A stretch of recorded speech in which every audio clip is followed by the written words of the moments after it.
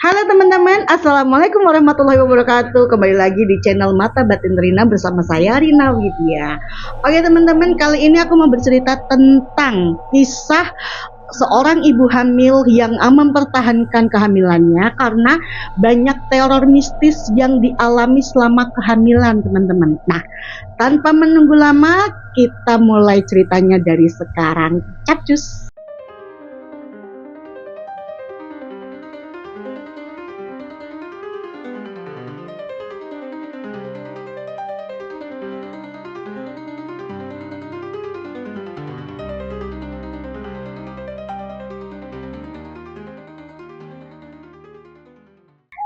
Ada seorang ibu-ibu yang sedang hamil muda.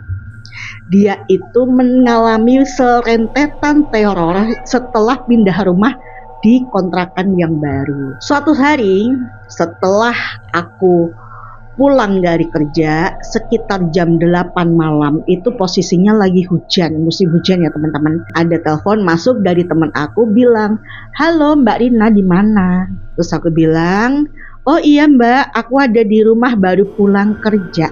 Mbak Rina, aku minta tolong dong, bisa datang nggak ke daerah ini?" Memang sih tempatnya nggak terlalu jauh dari kontrakan aku ya. Terus akhirnya aku bilang begini, "Tunggu ya Mbak, kalau aku sempet, karena kalau posisi hujan itu aku udah males keluar gitu kan.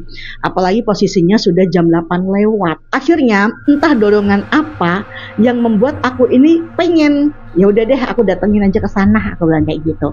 Akhirnya aku ngabarin temanku, aku bilang, "Mbak, posisi di mana?" "Masih di tempat situ, biar aku mau ke situ." Nah, udah setengah 9 aku keluar dari rumah menuju rumah yang disebut sama temanku tadi.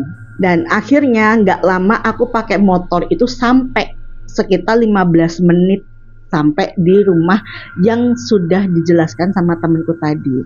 Nah, sampai di sana aku disambut nih sama temanku, "Bu Rina, makasih ya mau datang," dia bilang kayak gitu. Oke, aku datang ke sana ya kan, di tempat yang baru. Nah, di situ tuh memang tempat wilayahnya itu padat penduduk, banyak kontrakan petak-petak teman-teman. Nah, di tengah-tengah kontrakan itu ada lapangan gede gitu kan di tengah-tengah, dan di pinggirnya itu ada pohon mangga besar sekali. Itu pohon mangga kalau dirangkul 3 orang itu muat ya, karena saking gedenya itu dahannya rimbun, kebayang deh pokoknya. Itu pohonnya tuh bener-bener rindang dan agak gelap karena di situ penerangannya minim sekali gitu kan. Akhirnya aku datang, aku masuk ya kan, terus udah kayak gitu aku mencoba tanya, "Ini sakit?" Ada yang datang di pintu. Aduh, astagfirullahaladzim, merinding semua gue.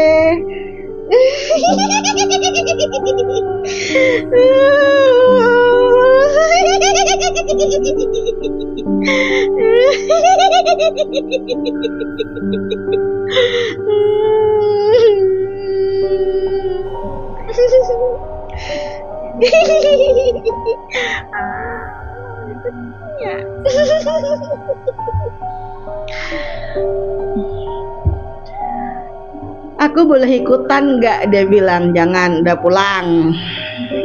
"Nggak usah," nggak. Dia cuma nyamber doang. Setelah aku nyampe di kontrakan yang dibilang temanku itu, aku datanglah ke yang sakit.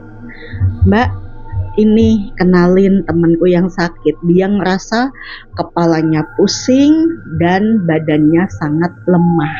Dan itu bener-bener teman-teman, dia nggak bisa ya namanya bangun, itu nggak bisa.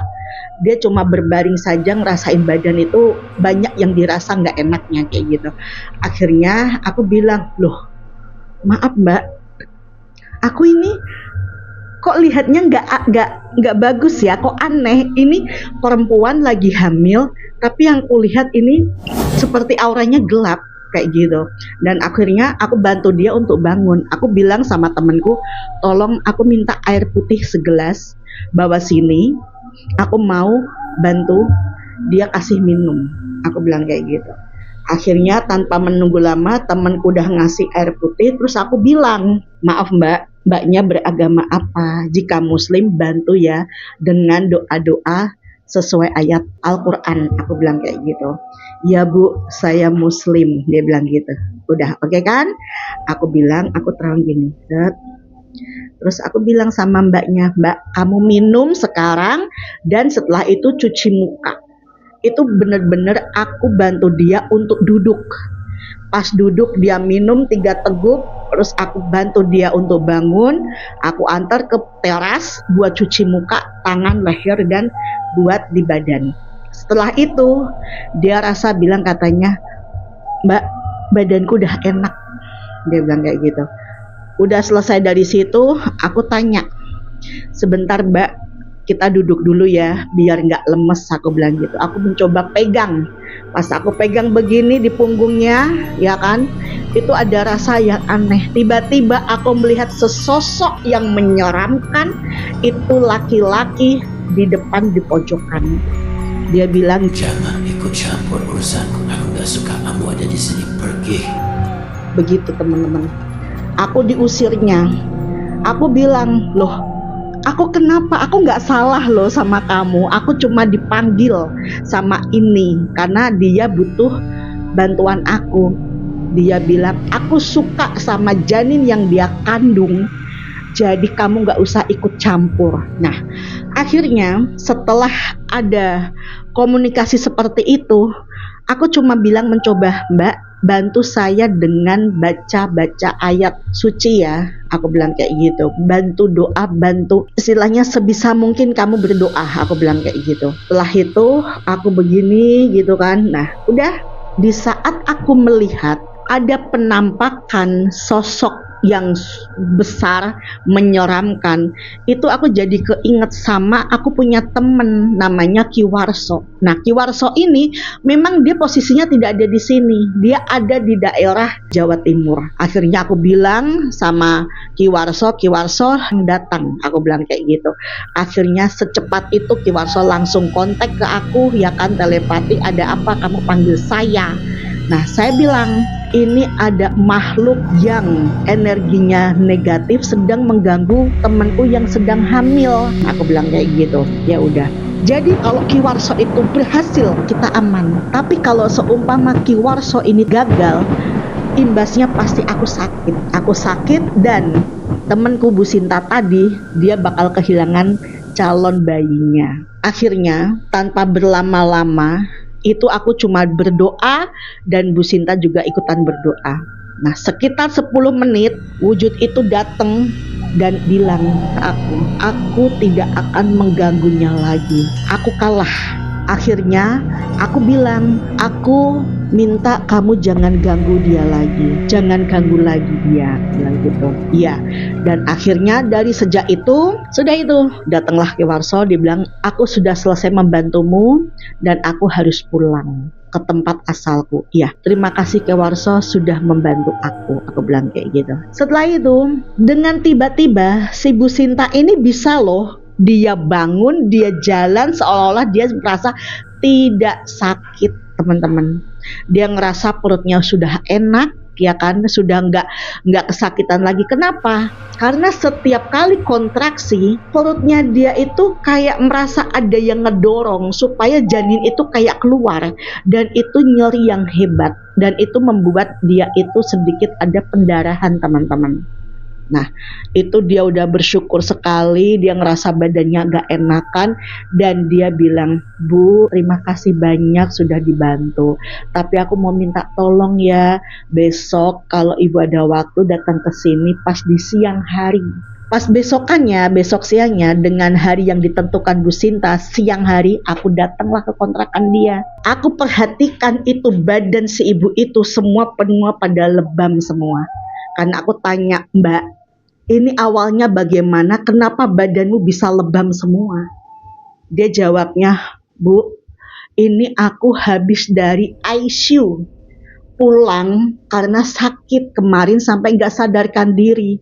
Dan obat yang saya konsumsi ini terlalu keras, makanya sekujur tubuh saya itu lebam. Ya Allah Gusti, aku nggak habis pikir loh, ibaratnya seorang ibu hamil sampai badannya lebam-lebam kayak gitu, itu sakitnya sangat parah, teman-teman. Dan akhirnya dia pulang ke rumah itu dia sudah nggak berdaya, dia cuma bisa berbaring di kasur, sedangkan suaminya tidak bisa menunggui karena posisinya suaminya ada kerja yang mengharuskan suaminya itu tidak boleh libur. Jadi untungnya dia punya teman tetangga itu pada peduli sama si ibu hamil ini. Jadi mereka yang menungguin ibu hamil ini di saat suaminya berangkat kerja.